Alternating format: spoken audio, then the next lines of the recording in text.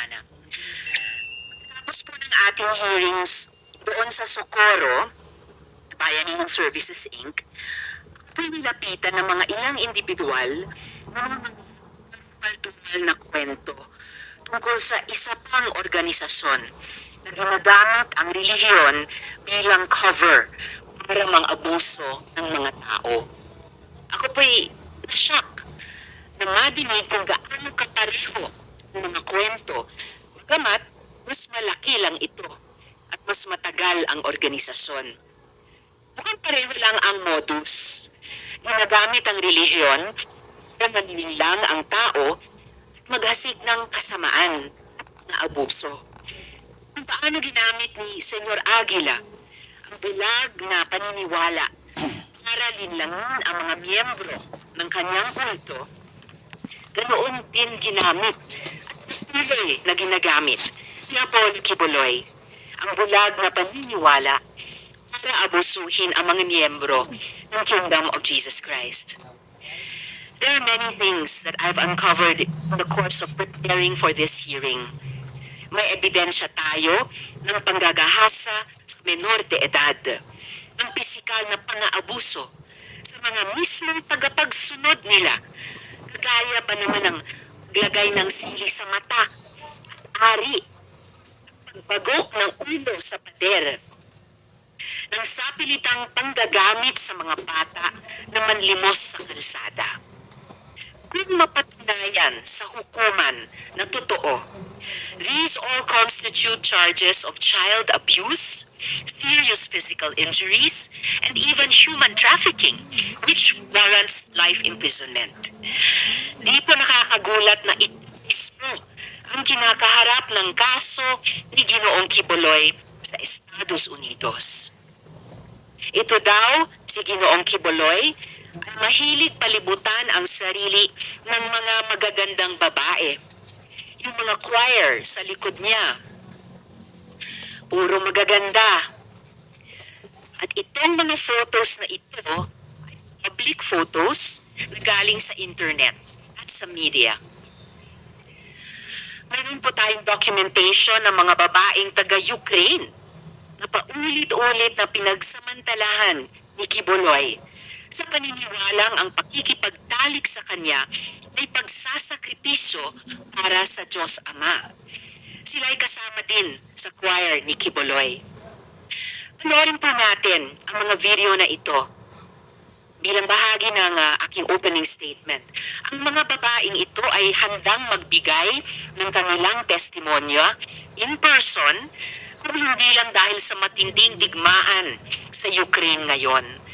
Sila po ay nagbigay ng kanilang consent videos na ito. So, panoorin na natin si Sophia.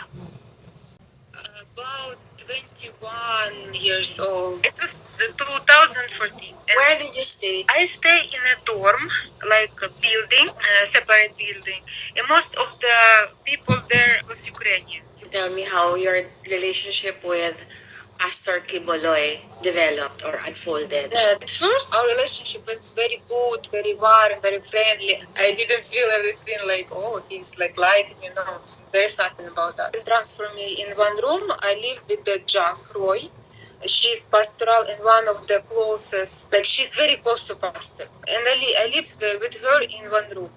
And little by little, some girls like Jack Roy and other girls of pastorals are Filipino. They used to fellowship to me like, are you ready to sacrifice everything to God, to the Father, like pastor? Of course, I already sacrificed. I leave my job, I leave my school, I leave my friends and my parents. I already sacrificed a lot of, so what do you mean? I cannot understand because I already sacrificed and it's the life that I choose and I live and I believe that this is God's way for me. So, and they were just like, even your body you can sacrifice. When he see that there is no Ukrainian girls and I'm alone, so he started more and more to talk to me.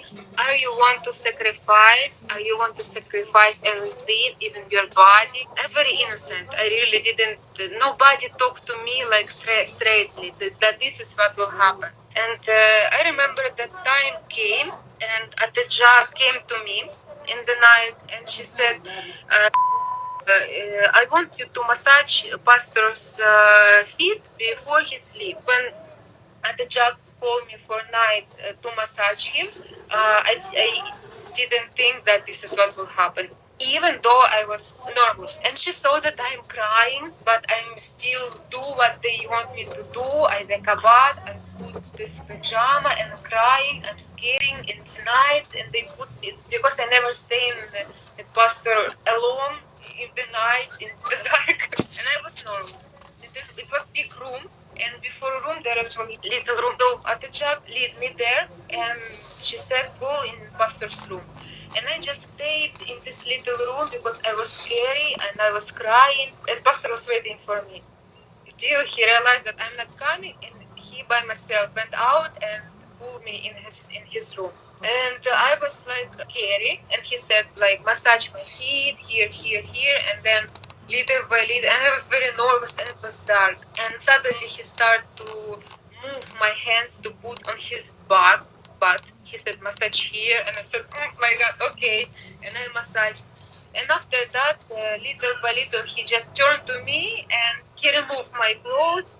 And I even can, because I was very shocked. I was like, I cannot explain because I was nervous. If this is what happened, he just removed my clothes and have sex with me. Women below the age of 18 years old, were they also being used sexually? Yeah, I didn't know about this for how many years till before I left Philippines. I heard from other like she's very close to pastor. She grew up with him. She's a senior there, and she's pastoral. And I heard that, oh, you're crying because I always complain about this pastor's ministry.